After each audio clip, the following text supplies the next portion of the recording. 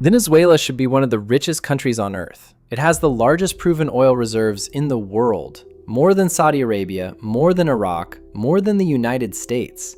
Yet today, Venezuela is one of the poorest, most unstable nations in the Western Hemisphere. Hyperinflation reaching over 1,000,000%, a minimum wage equivalent to under $20 a month, rolling blackouts, empty grocery stores, and one of the largest mass migrations in modern history. Over 7.7 million Venezuelans have fled the country.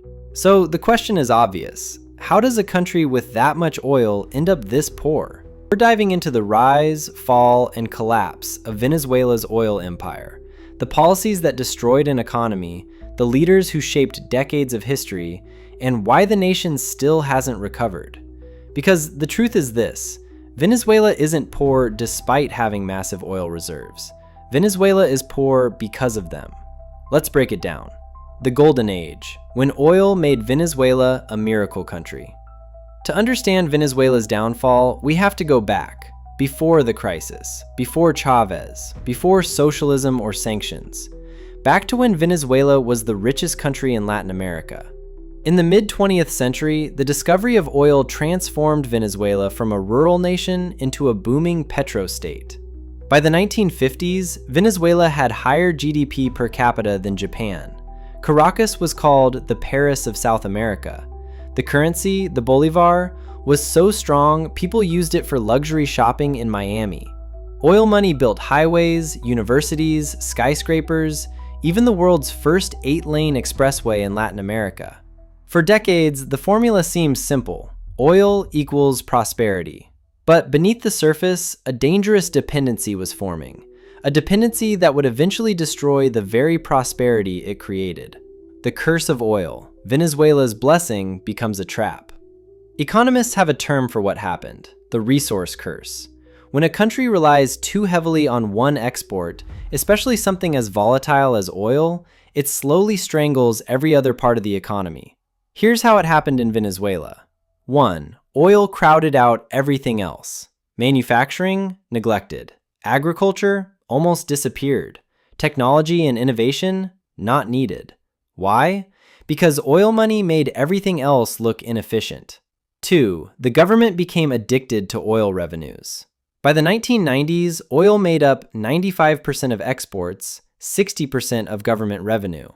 That meant one thing: when oil prices were high, Venezuela splurged. When they fell, the country crashed. 3. Corruption thrived. Oil became a political weapon. The government controlled it. Politicians distributed it. Cronies siphoned billions from it. The seeds of collapse were planted long before anyone realized. Enter Hugo Chávez, the revolution that rewired a nation. In 1998, after decades of inequality, corruption, and economic downturns, Venezuelans elected a charismatic outsider, Hugo Chávez. He promised a revolution, an end to corruption, a fair share of oil wealth for every citizen. And at first, it worked. When oil prices surged in the 2000s, Chavez spent aggressively.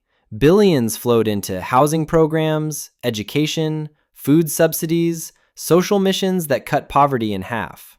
Chavez became a hero to the poor, but behind the scenes, he was restructuring the economy in a way that would later prove catastrophic. 1. He purged PDVSA, the state oil company.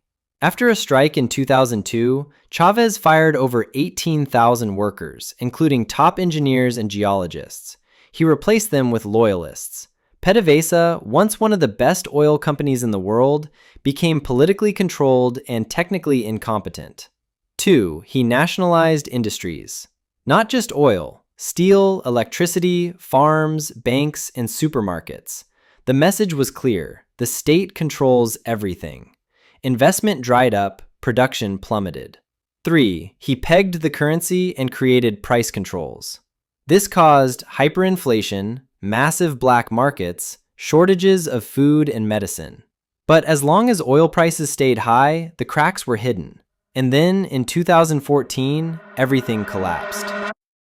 Now, one of the biggest losers from dropping oil prices is Venezuela. The country is dependent on crude exports. Its reserves, however, are being depleted by soaring inflation, and that impact is actually felt everywhere, even for doctors who are trying to source vital supplies. The crash, when oil prices fell and reality hit hard. Oil is volatile, and Venezuela built its entire economy on the assumption that the price would never fall. But it did.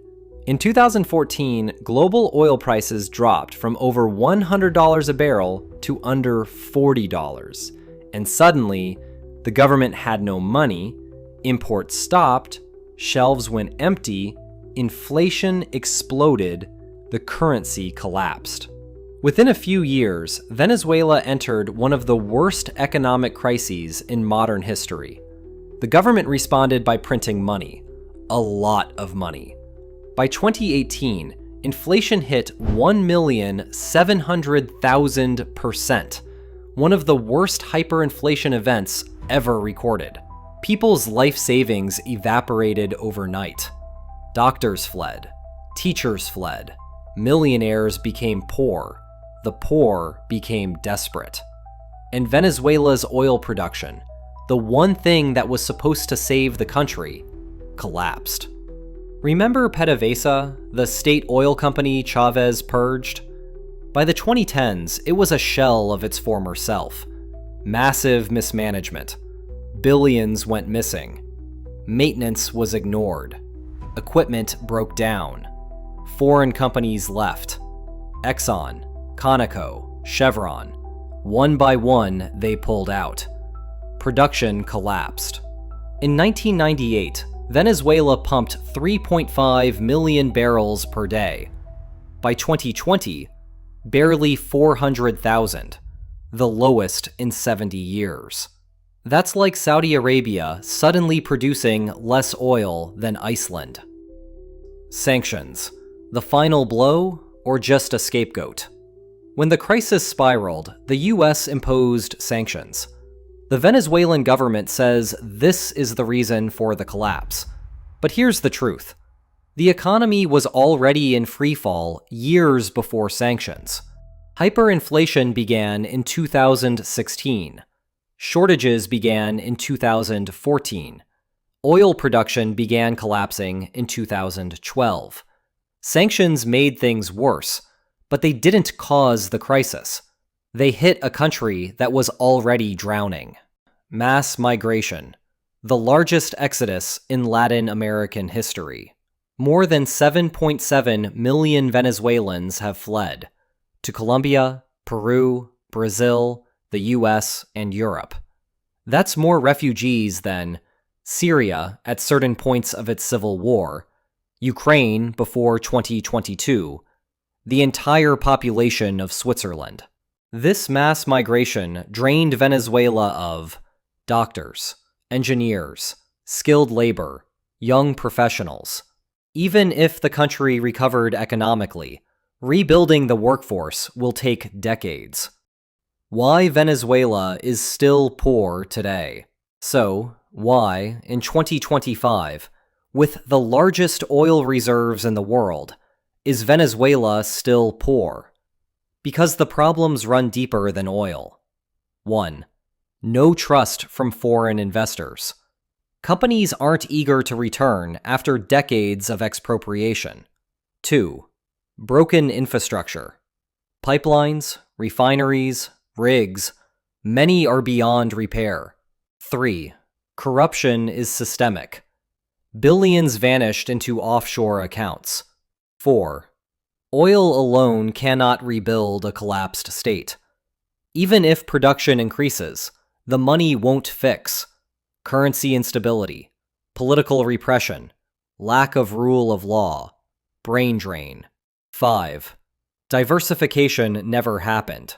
Venezuela still imports most of its food. It still has almost no functioning manufacturing base.